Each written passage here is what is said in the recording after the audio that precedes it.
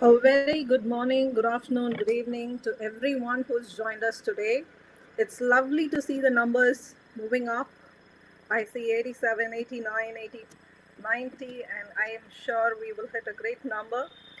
I'm Kulshum Azmi, the session host. We are here for our very first experiential masterclass in this event, the 10 powerful hacks for launching your coaching practice. We sincerely thank all sponsors and partners of the event, and I'm honored and it's a pleasure to now introduce our esteemed speaker, Jonathan Rice.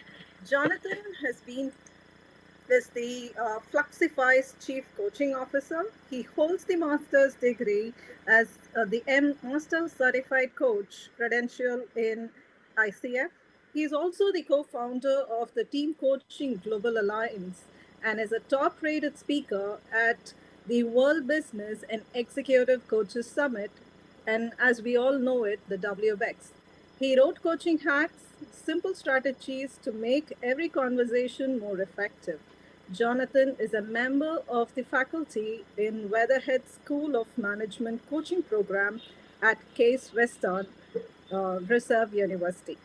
And on this note, not taking any more time, I'm going to invite Jonathan to take over and share his thoughts with us and the hacks, which I am eagerly looking forward to. Over to you, Jonathan. Kulsham, thank you very much. Really appreciate the opportunity to be here at the India Conclave. Excited to talk about this topic. Like Kulsham mentioned, I wrote a book about coaching hacks that really looks at how to coach effectively. Now, in this conversation, we're going to pick up where that book ends and dive into how to build your coaching practice. Things that brand new coaches, even experienced coaches, can tap into to make the most of their coaching practice, to be able to serve as many people as possible, to help as many clients as possible come to realizations, come to meaningful realizations, discoveries about their situation, about themselves, about their work, about the meaning of their life. It's a powerful opportunity, and we're excited to engage in the conversation. So, thank you for being here. Good morning to you, and I'm excited to jump into the conversation. I'm going to go ahead and share my screen because we've got some visuals for these hacks that I think will help us support the conversation and give us the best possible opportunity to engage in a meaningful conversation around the possibilities for you to build your coaching practice. All right, so 10 powerful hacks for launching or multiplying your coaching practice. Now, I'm going to tell you, there's something I want to be sure that you know about me. Yeah, that's a more staged photo, and I have my glasses on. I won't put my glasses on for our conversation today, but I do wear them most of the time. I work at a company called Fluxify, where I'm the chief coaching officer. I have been coaching as a part of my day job since 1997. Just about every workday since 1997 has been engaged in coaching for me. And I've been training coaches since 2002, working here at Fluxify since 2008. So everything I'm about to tell you, everything we're going to talk about over the next hour, absolutely every one of these hacks is something that I take seriously and that I do myself in my coaching practice. So I can tell you that every single one of these things is something that I've tested and I take seriously for the development of my practice. Now, the big thing about the development of my practice is that, yes, it's how my family and I make a living. Yes, it's how my family and I see things happen in our lives. But more importantly, it's how I get to serve the people around me. It's how I get to make a difference in not just my family's life, not just my life, but in the lives of my clients. And that really matters to me. In fact, that sets up the first hack, which is understand why it is that you coach.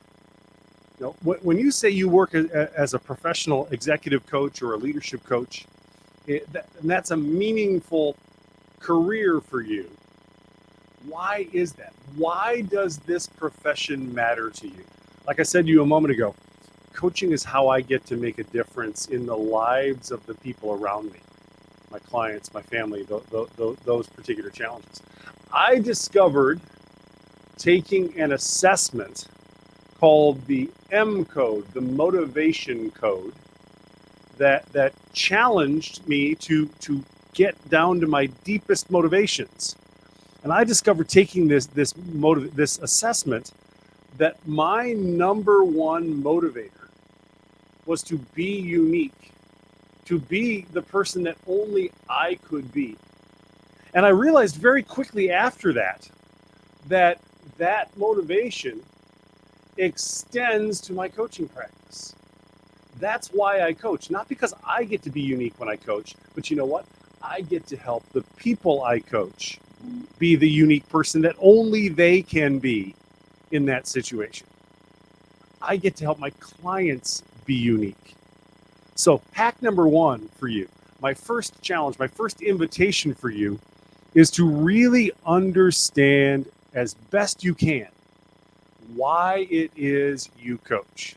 Whether you coach internally in an organization, whether you're an external coach that has just a handful of clients, whether coaching is your side hustle, it's your secondary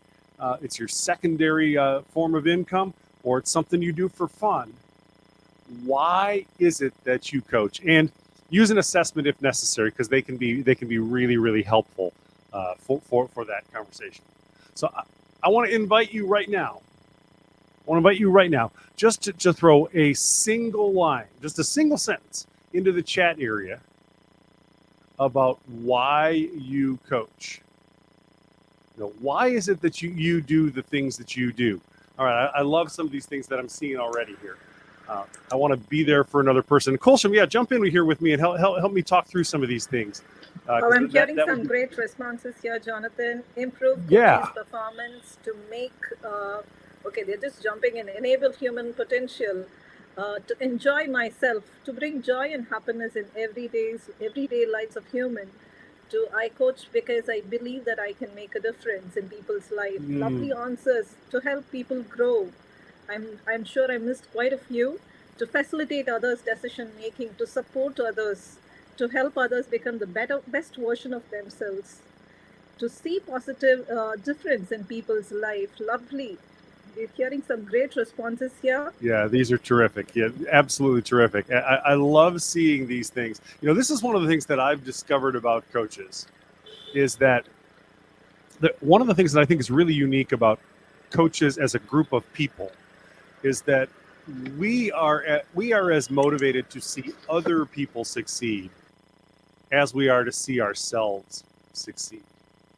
And I think these answers are really lining up with that core belief. All of those that Kulsham was reading, I love hearing that.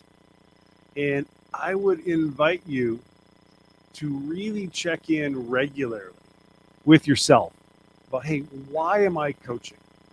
Why am I doing this? And don't be surprised sometimes if the big reason why you coach changes a little bit, but really being clear about why you coach sets the stage for great success in the coaching conversation. And I love how much the thread of potential runs through these ideas. So I'm having a great answer here that's coming in, human potential. And there's another person, Shivani, who's saying that I want to coach because I suffered with limited beliefs, and missed not having a coach. And hence I want to help others now. I love that. There is a saying, and I think there's a meaningful belief in the psychological realm that says we often want to help people with the things that other people have helped us with. And that's just a beautiful thing for us as coaches to just really be clear about why we coach and what drives us to make those connections with individuals so that not only can they reach their potential, but in the process, we reach our potential as well. How about two more, Kulsham?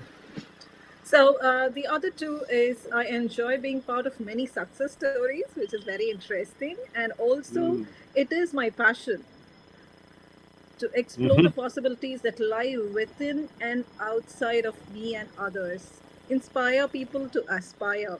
You asked for two, I'm giving you four. Uh, That's okay. but there's quite a lot here. Become my better self. This is something that I also heard in another podcast where a person said, I'm coaching because that helps me heal myself. Mm-hmm. Without a doubt, without a doubt. So I love hearing these, and I want to challenge you to make this into a regular habit. Check in with yourself. Some people find real benefit from checking in on the why on a weekly basis. Other people might spread it out to a month or even 2 or 3 months.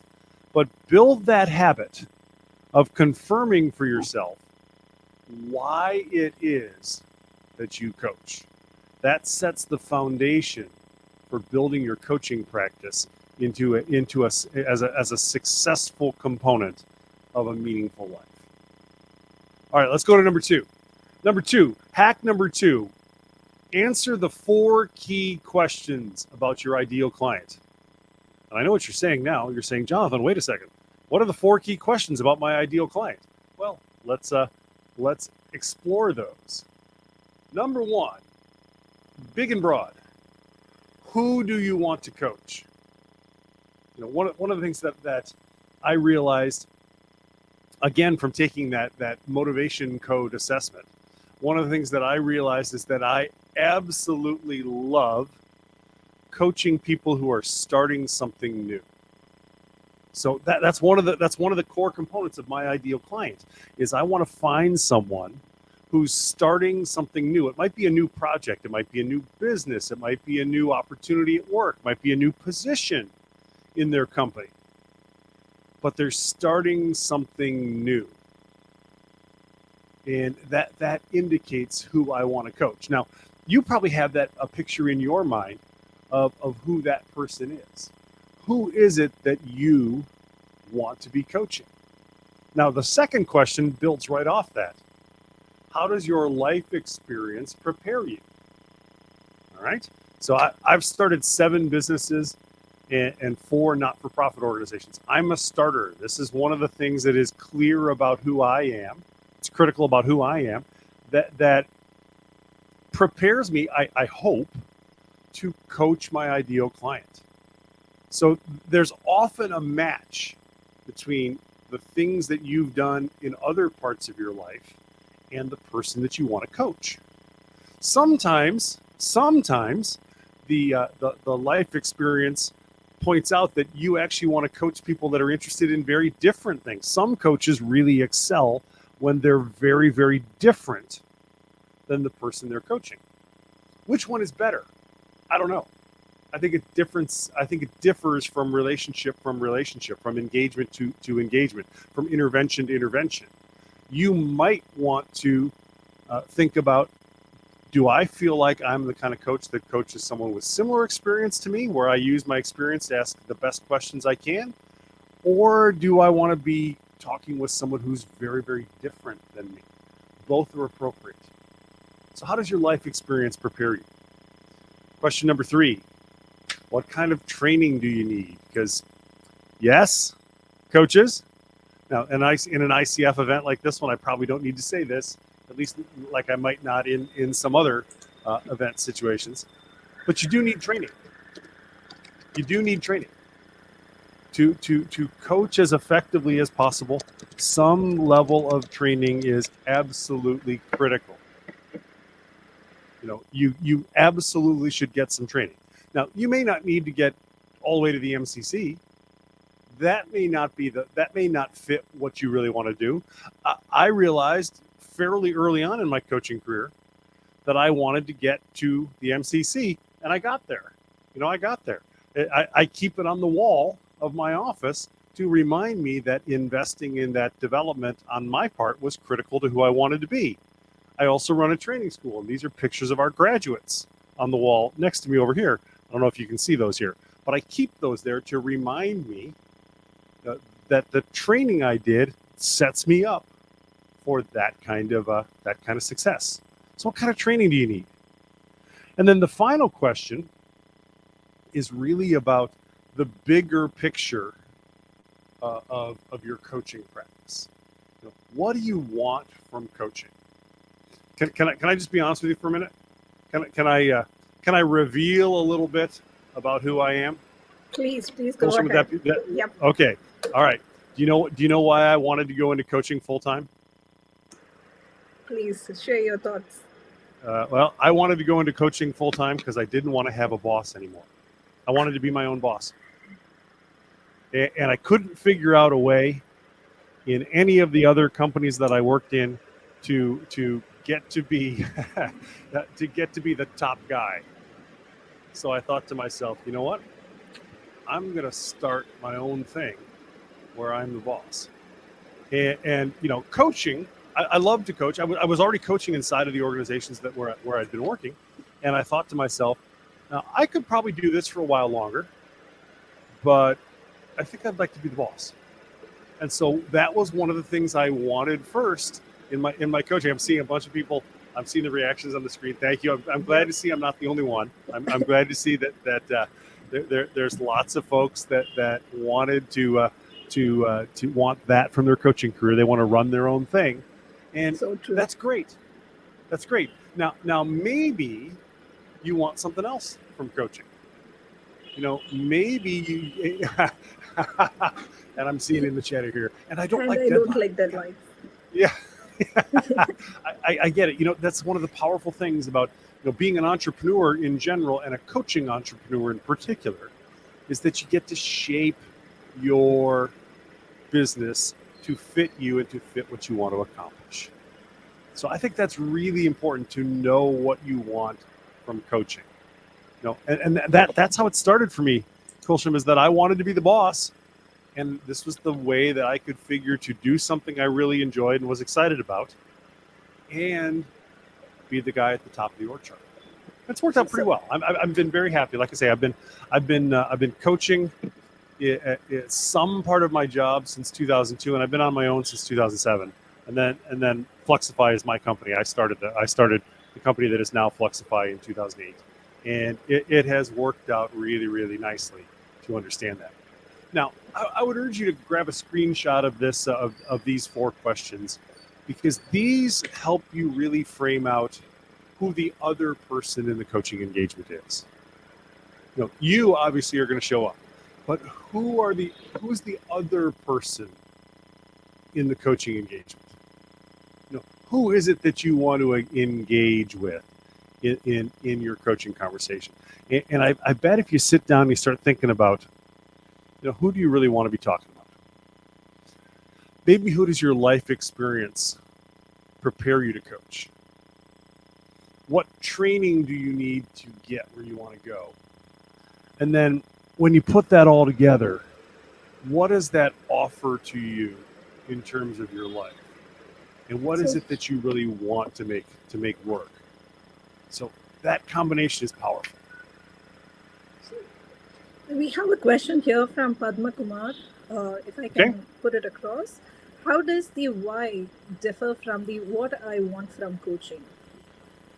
Well, I would describe it as this. Why is what gets you out of bed in the morning. What you want from coaching is what you look back at the end of the day and say, yes.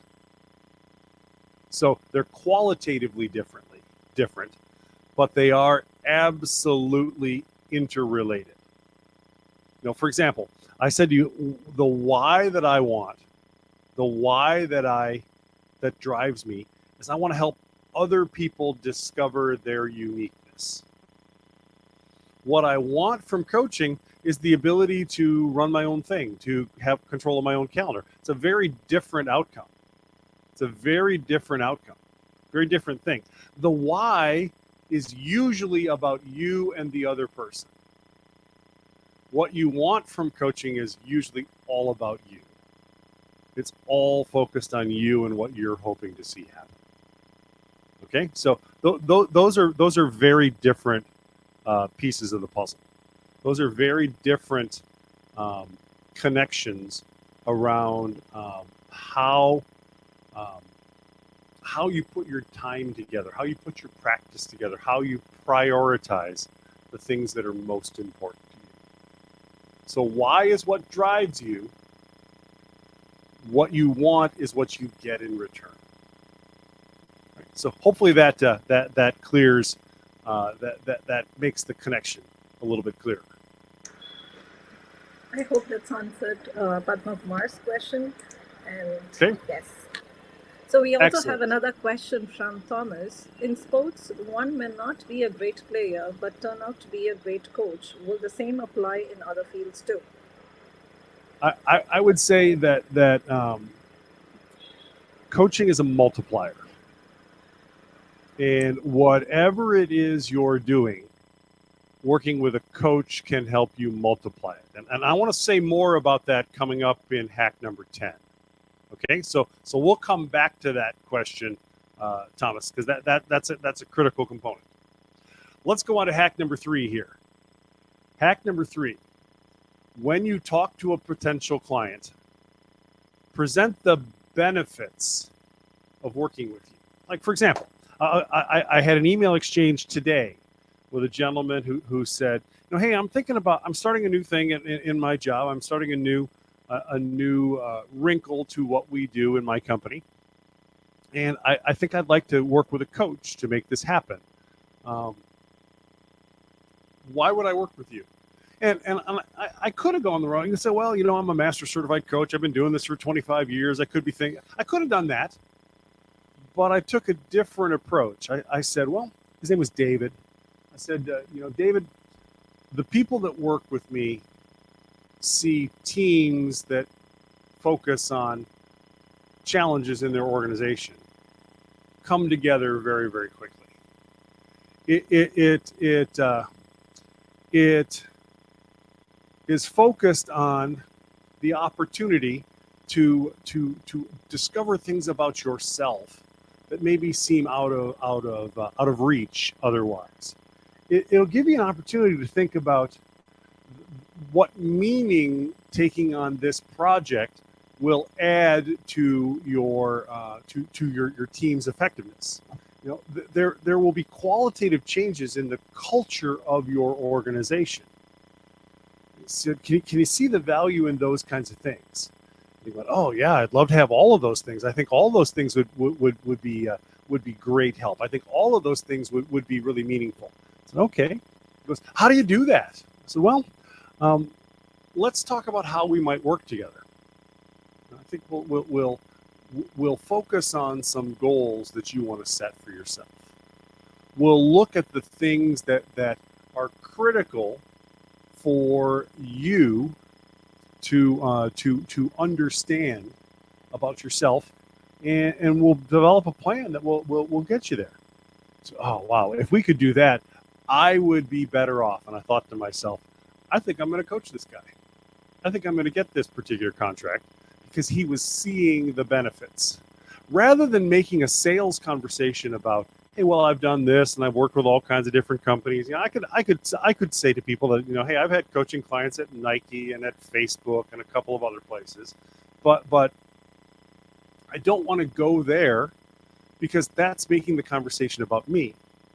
And in coaching, the conversation is always about the other person. So when you're in those engagement conversations with potential clients, present the benefits of working with you rather than your qualifications, because your qualifications will come up. You're going to have an opportunity to tell your clients about the stuff you've done and why you've earned your credential and all of those kinds of things. But the benefits of working with you, in some ways, this is how your why comes to life for your clients. That can be really powerful for your clients as you're trying to invite them to become your client. Now, related to this, can I share an example of a benefit? Yeah. Okay. One of the benefits is your team is going to learn to work together better. If I coach you, your team will work together better. That's a benefit. You make it about the other person as opposed to about your qualifications.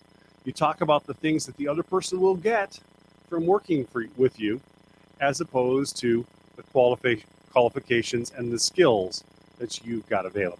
So that's what I mean when I say benefit. By the same token, hack number 4 is always be thinking about solving problems in your coaching. Your client will tell you, hey, I'm struggling with this. Your client will tell you that this is a particular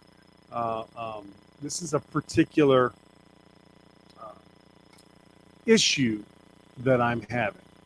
They're gonna tell you, and you can conduct your coaching conversations with an eye toward, hey, how do we solve that problem? How do we solve that problem? That if the client can walk away with a solution from your coaching engagements, you know what's going to happen? You're going to get rehired. And I would suggest to you that one of the things that is critical for coaches to understand is that, especially if you're an external coach, working to build your own practice, most of the time, clients don't go out looking for coaches. Most of the time, coaches have to do a little bit of looking for clients. And as a result, we have to be thinking about the benefit the client's going to get from working with us. And we have to be thinking about, hey, what problem can we solve working together with a particular client? So always thinking about solving problems makes it easier for the client to say, you know what, I want to hire you. I want to work with you. And then maybe down the road, it'll make it easier for the client to say, you know what, I had a great experience solving this problem and this problem and this problem with you. I want to work with you again. And that's the secret. That's the secret. One of the things that I do in my coaching practice is I focus on finding clients where I can become a trusted resource. And what I mean by that is I want to work with clients that want to engage me multiple times. In fact, I want to be the guy the client calls when they've got a celebration or a challenge or a problem. I want to be one of the first phone calls. And that's because my mindset is solving problems. Okay, Kulshan, questions popping up? Anything jumping out to you that folks are wondering about? Yes, quite a lot of questions. Okay. I did not want to, interfere the process that was happening. So I'm going to share a couple of questions. We'll see how it goes. The first question is, please share your success story dealing with a difficult client and how did you achieve using the coaching techniques? This is from Emmanuel. All right. First of all, if you've got a difficult client, the problem, most of the time in my experience, is one of two things. Number one, the client and you don't have the same definition of coaching. So that's a critical piece to all of this, is defining, hey, based on what we're going to work on, based on the work we're going to do together, it looks to me like you and I think coaching are different things. That's one of the issues. That's an issue for us as coaches all the time.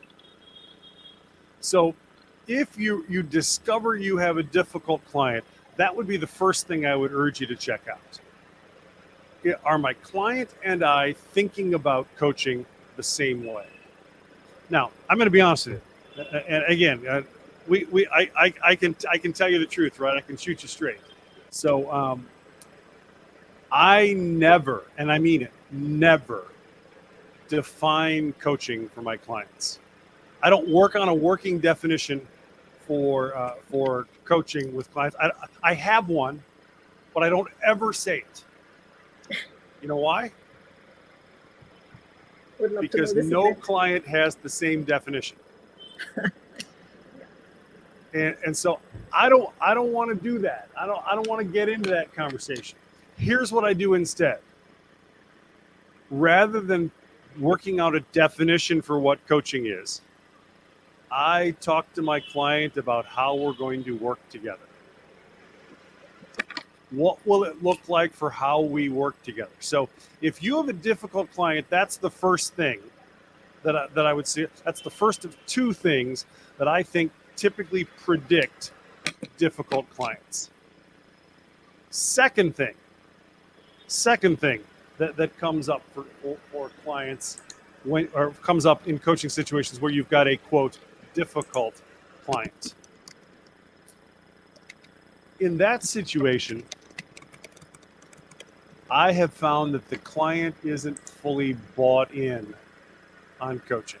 Even if you think coaching is the exact same thing, if you and that client are on exactly the same page, for whatever reason, that client and you aren't, that client's not bought in. Now, how do you fix that? How do you address that in that situation? I don't know that there is a really good way to fix that. The two things I would tell you to do is, number one, shoot your client straight. Speak to them about it. Say, let's pretend I'm coaching Kulsham, and I've got the sense that she's not fully bought in on our coaching. Let's just play that out. I would probably say, Kulsham, my instinct is, and it could be wrong, I just want you to know, but this is my instinct, is that we're not on the same page in terms of buy-in. And I probably feel comfortable saying to you that I'm fully bought in, but I'm concerned that you're not. How accurate is my assessment? And she might say, well, no, Jonathan, I think I am bought in. Or she might say, yeah, you're right. It's not exactly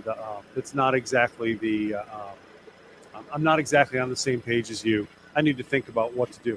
And at that point, if the client, once the client tells you what they're thinking after you've told them what you're thinking, you have an opportunity to figure out what you can do together. And I'm going to suggest that's really the opportunity in a difficult client situation, is to just have an honest conversation and say, what are we going to do together to work this out?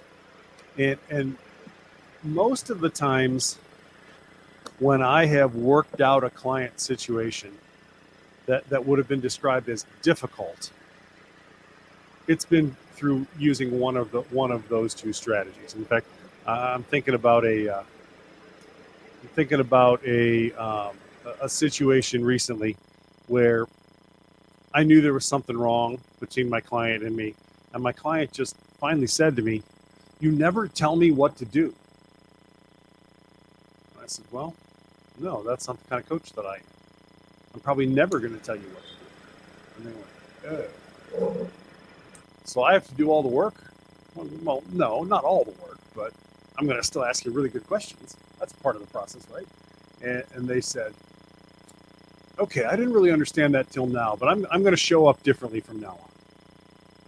So that's an example of my client and me not having exactly the same expectation. And you may have to work through that. All right. How about one more, and then we'll jump back into the rest of the hacks. That was fantastic, and it really reached, in terms Appreciate of being that. honest and open and giving that psychological space for an individual, letting them know how it is. So we do have a couple of questions. Like you said, one more. How important is it to identify your coaching niche? Please tell us more about how to do that. And this is from Puneet. I would urge you to think about, well, here, let me say it like this. It's good to have some clarity about who you want to coach, who that person is. Do you want to coach CEOs? Do you want to coach managers in organizations? Do you want to coach entrepreneurs? It's important to know who you want to coach. It's also important to know how to communicate that so that when someone is that person, they say, oh, that person wants to coach me. So, like I said, I would suggest to you that's what your coaching niche is.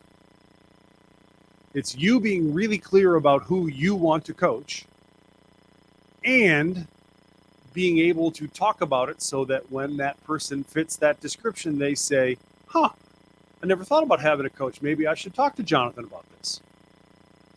So it's two pieces of that puzzle. Now you heard what I say at the very beginning. You heard what I say. I say I want to coach a leader who's starting something new. Generally speaking, that's executive coaching or leadership coaching. So if you need the traditional coaching niche, it's executive coaching or leadership coaching. But the way I describe it, the way I think about it is I want to coach people who are starting something new and who are leaders. So who have people following them. And when I say that to people go, oh, well, I'm starting something new. I'm a leader. Great. Let's talk about what coaching might look like. And this is another secret to all of this is make it simple, make it easy to understand. You say it in a way that that regular people get it. That really matters. Sometimes you have to over communicate that so that people get it, and sometimes that means making it really easy. All right, let's jump back to a couple more hacks. We've got a couple polls coming up, and then we'll have a chance to answer a few more questions at the very end. Sure. All right. Number 5, hack number 5. Lots of coaches set an annual goal or a 6-month goal.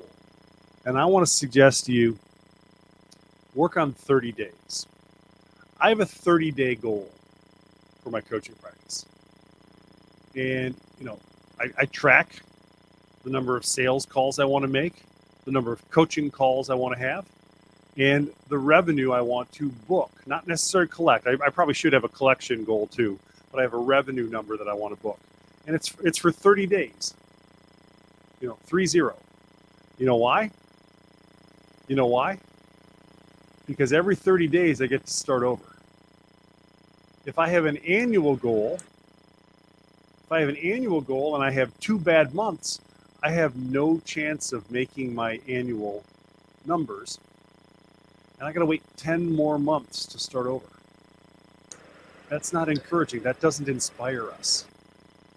But 30 days, we get to that point where we know at day 27, you know what? I'm going to hit my goal. Woohoo! Let's do it again. Or at day 27, we might say, you know what? I don't think I'm going to hit my 30-day goal or my monthly goal. But you know what? I got a new month starting in about 3 days. And that's a very encouraging, that's a life-giving, encouraging, energy-providing way forward. So I want to urge you, as the small business owner, as the entrepreneurial coach, work on a 30-day rolling basis and pick out a number for yourself. What do you want to book? What number do you want to book? If everything goes well, not perfect, but well, what's that number for you on a monthly basis? And try to hit it every 30 days. That will change the way your coaching practice operates. it's also going to help you decide when to do what. Because if you get to day 16 and you're only at half of your number for the month, you know what you have to do? You have to do some sales calls. You have to prospect. You have to look for, where am I going to find more clients? But if you get to day 17 and you're already at 150% of your number, you know what you get to do then? You get to deliver. You get to coach. You get to do all the things that we got into doing this to do. If you get to day 17 or day 27 and you're like, holy cow, I'm only at 20% of my number, that's okay. You forget about it, you move on. Because the next 30-day rolling window starts shortly. It really tells you how to spend your time in your coaching practice. And so I want to challenge you here. We're going to start a poll here in just a second, and I want to know, how much time do you spend on your coaching practice, on running the business of your coaching practice? You know, if you are a focused coach, how much time do you spend running your coaching business, not delivering the coaching time or anything along those lines? Go over the polls tab in the conversation. You should see that here. It's up and live. Go ahead and vote on what, in a percentage, how much of your time goes into running the business of your coaching practice, not coaching, not working with clients, not delivering, but how much time do you spend running, doing your books, working on the sales process, working on, finding prospects. Go ahead and vote.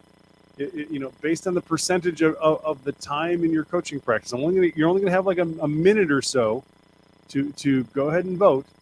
But how much in a percentage of your time goes into running your practice? And I, like I say, I really only mean the business side, doing your accounting, sending out invoices, go into the bank, looking for your mail.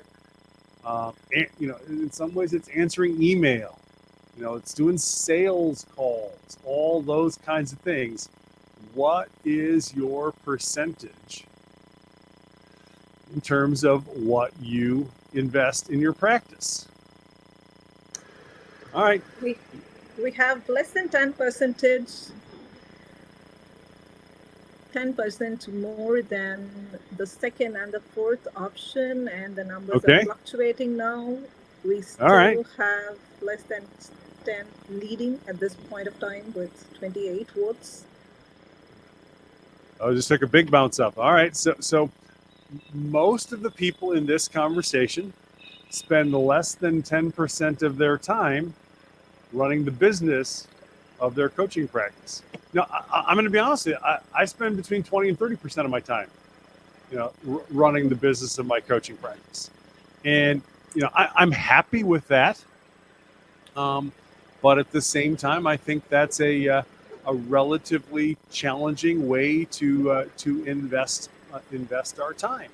Now, as you look at these numbers and as you think about what you voted, what you used to vote, here's the question I have for you. Are you happy with the results you're getting? Are you actually finding clients? Are you coaching those clients to meaningful outcomes? Do you have enough clients? Are you meeting your financial goals? Are you hitting your financial targets? Do you have new prospects that you can talk to on a consistent and regular basis? And if the answer to any of those questions is no, maybe a little more time needs to go into running your coaching practice. Running the business side of your coaching practice as opposed to the delivery side. And I would suggest to you, most small businesses, and let's be honest, if you're an outside coach, you're an external coach, if you work for yourself, if you run a coaching practice, you are a business. But most businesses have three things. They've got the delivery phase, where you're coaching. That's the one everybody loves. That's the one everybody loves. Got the delivery phase. You've got the administration phase where your invoices and your record keeping and your financial accounting and all of those things happen. And then you've got the sales side. And I'm going to suggest to you, most businesses split, a small business, 1 or 2 people, you're going to spend 1/3 of your total time in each of those buckets. We're going to have to be able to wear all 3 hats. It's significant and meaningful. All right? That's coaching hack number 5. That's hack number 5, is to really remember that turning things over on a 30-day rolling basis is meaningful because it's life-giving and keeps you focused on the things that got you in the business in the first place. Setting a goal, it helps you manage the business side of all of this in a useful and meaningful way. And flowing out of that is, what's the first check you write on a month-in, month-out basis? Pay yourself. Pay your salary first, because that will tell you what else you have available for those other sides. It's a hard habit to get into. It seems like there's potentially a lot of bills accumulating from time to time, but pay yourself first. It's absolutely critical. That's number 6. That's hack number 6. Number 7. This is going to be a controversial. Number 7 is going to be controversial here in an ICF event. Decide if you need a credential. Decide if you need a credential. Because I'll tell you a dirty secret of the coaching world. Not every coach needs a credential. Yeah, I said it. It's true. It's true. Decide if you need a credential. Now, here's the thing. In this country, in the United States, and I have a lot of clients in Europe and a few in Asia. I don't have any current clients in India, but I have in the past. Is that the organizations where they work have said, hey, we want coaches who have credentials, because that demonstrates that they have put in the effort, put in the energy to become an excellent coach. And I value that. I think that's a great mindset. I think that's a terrific opportunity. But I can think of sales coaches in particular that I know, that the organizations that are hiring them, or the individuals that are hiring them, couldn't care less. All they want is the result. All they want is the solution. And if your ideal customer is one of those folks, you may not need a credential. You may not need it. You know what? That's okay. It's okay. Now, here's my shameless plug for an ICF credential. Here's my shameless plug. Is that I think, and I am not unbiased, I think that ICF coaches are the best prepared coaches around. I think the ICF coaches that are 100% prepared, aligned to the core competencies, committed to the code of ethics, I think that sets us apart from every other coach, and that makes us much more likely to be effective. I think that's a difference maker. Not every organization values that. And let's just be honest. If you want to coach those organizations, don't worry about it. Don't worry about a credential. But if you do, earn your credential, keep it updated, do your continuing ed, and grow yourself into the best possible coach you can be. So just out of curiosity, as we get started, I want to open up poll number 2 here. As we hit our home stretch, we got about 10 more minutes in this session. I want to hit our home stretch here. Just a quick poll, 2 or 3 minutes. Do you have an ICF credential? Let's go ahead and put that second poll up. Do you have a coaching credential? Answers are no, I don't. Or 2, yes from the ICF, doesn't matter which one. Yes from EMCC or some other body. Or then the fourth option is I have more than one credential. And okay, I won't deny that's the one I'm going to check because I have more than one. I'm a little addicted to coaching credentials. I like them. But I would love to hear from you. So Do you 47, have? we do. Go ahead, Holstrom. I appreciate it. Yeah, so the second option is the leading at this point of time, but the no is very close. So we are at 33 and 46%.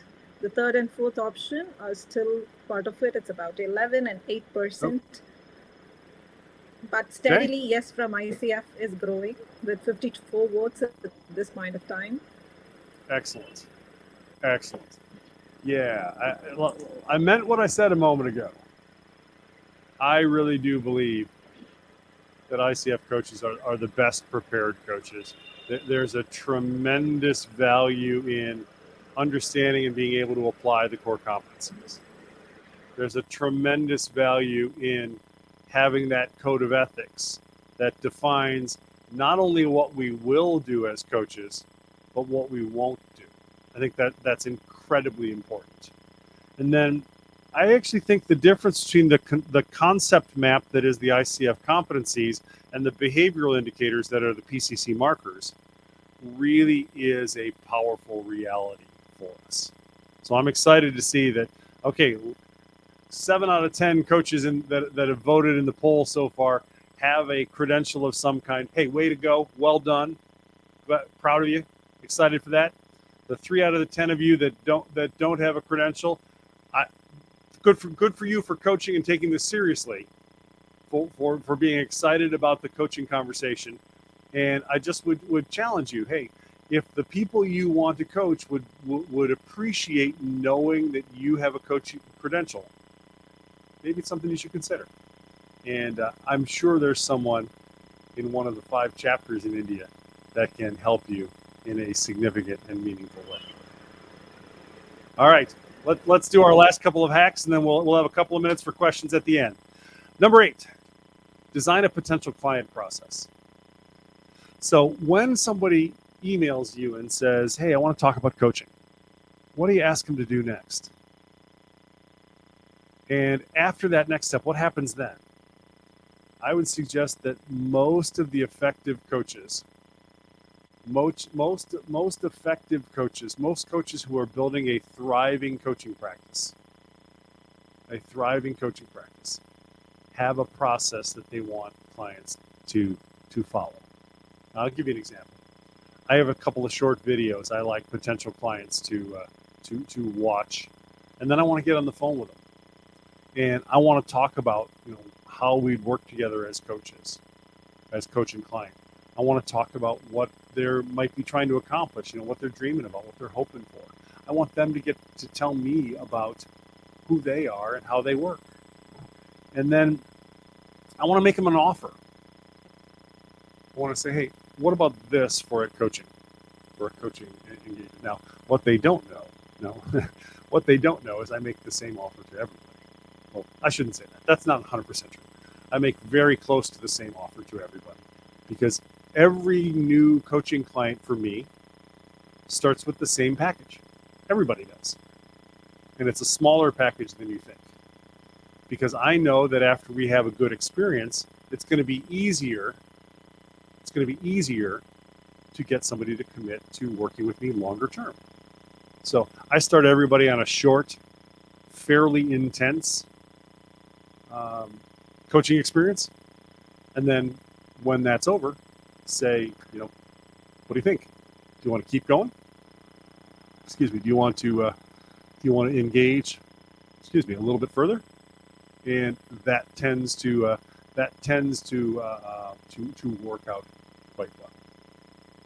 So have a potential process for how you go from somebody just hearing your name for the first time into being not just a client, but a repeat client. And that's the critical thing. Coaches that really build successful practices have repeat clients. Whether you're an internal coach or an external coach, your repeat client percentage is something you should follow. Hack number 9, only follow up with the clients that raise their hand. And here's what I mean by that. I don't advocate blasting a whole big email list with an offer. I advocate following up with clients and say, hey, I want to know more about this. I want to know more about what we're doing here. And can we talk more about that? And when they indicate to me that they're interested, I follow up. When they indicate to me a second time that, hey, I want to keep talking. I want to keep talking more about potentially engaging you, I follow up a second time. If I can't get them to say yes in 2 or maybe 3 email exchanges and email exchange and phone call, I know then that they're not serious. So I don't send a monthly newsletter. I don't blast clients with a whole bunch of stuff. I want to get people raising their hand and saying, Jonathan, let's talk more. And then make them an offer. Put a proposal in front of them. And as they raise their hand and say, hey, I'm interested, I want to know more, that's what I need to see to understand. So I would challenge you, only follow up with clients that raise their hand. That will raise your close rate pretty dramatically. And then finally, hack number 10, hey, get a business coach. It's the best thing I ever did. For a while, I had 3 coaches that I was working with. I had a mentor coach because I was working on my MCC. I had a spiritual coach because I was working on part of my spiritual life, my spiritual identity. And I had a business coach. So I was getting coached almost as much as I was coaching people. If you want to build a successful coaching practice, get a business coach. You'll be absolutely glad you did. That'll be the best money you've ever spent.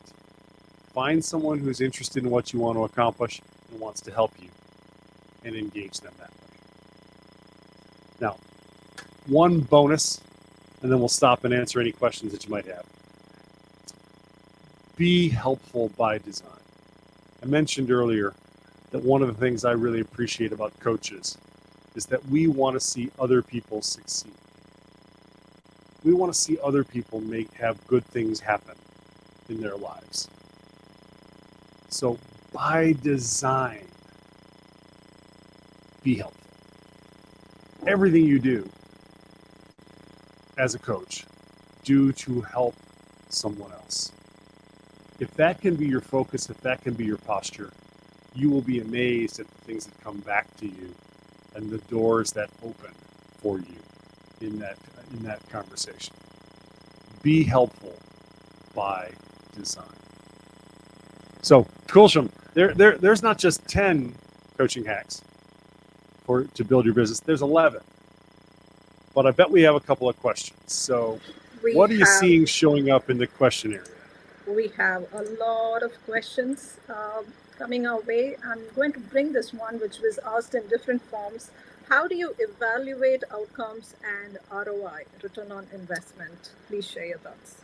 This is from Puneet again. All right, great question. Great question. Here's the thing, and I'm going to step out on a limb here because I don't think the ICF core competencies are very helpful with evaluating outcomes. Because one of the things the ICF core competencies does really well is it paints a picture of the things we should expect of ourselves as coaches. But it really doesn't say anything at all about our clients other than we're going to help our clients learn.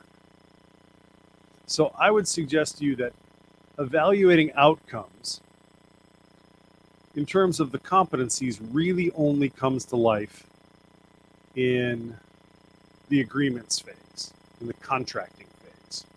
So we'll draw out of the client what they want.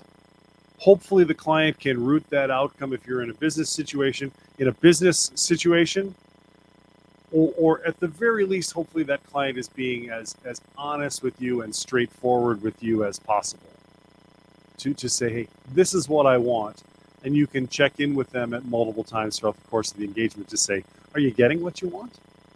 Are you getting the thing you're hoping for? And they'll be able to say, yes, I am, and here's why. So that's strategy number 1. Strategy number 2 involves stakeholders. And that is that people around your client. engage some people around your client that are willing to say, you know what, I see Kulsham working on this particular area, this particular topic, and I think she's changing. Because there's a difference between when your client decides to make a change. There's a different timetable between that moment and when the people around the client say, you know what, I see this person as different. This is very, very unusual. And that's a good thing. So often input from other people can help you measure outcomes. And then return on investment, I think that's a much trickier one, because return on investment typically is a financial concept, and coaching is typically measured in behavioral change. So to really do a good job with ROI, you've got to really be clear on what the behavior change is worth, so that you can identify how much behavioral change happened, and therefore how much money, how much revenue is being returned from that investment. So I think that's a little bit of a trickier one, and it's also a little bit longer conversation than we can probably have in the 2 minutes we have left. So how about another one? So there's another one about the price. How do you price your services and decide which ones to be pro bono for your clients? This is from Bhaskar Natarajan. Okay. I'm going to give you a couple. This is what we teach at Fluxify. This is what we teach students to do at Fluxify. There's three factors. Number one, well, there's four factors, but there's three factors that are directly in your control. Number one, how much coach training do you have? And obviously, more is better. And you know, I would suggest, if you follow the credential levels that the ICF offers, that's a pretty good indication. 60, 125, 200 hours, etc. So that's number one. Number two, how much actual experience do you have? I have about 7,500 hours of coaching experience over the last 24 years. So hopefully with that much practice, I've gotten to be pretty good. Hopefully. And I would suggest, again, the more experience you have, the higher you can charge. And then third, I really do think it matters whether you finished your ICF core credential. I think your credential, one of the things we also track at Fluxify is we look at how quickly coaches make back what they invest in their training by increased revenue from their coaching. It takes about 5 months usually. 5 months of coaching after you get your credential to earn back everything you invested in your training process. Now, if that's not the best argument you can make to why you should get a credential, I don't know what is. You're going to make a better revenue stream for your practice if you're credentialed, if you're experienced, if you're trained. Now, the last thing is, it also really depends on who you want to coach, because you can charge more to coach CEOs than you can to coach marriages that are in trouble. Two extreme examples, but you do have to factor that.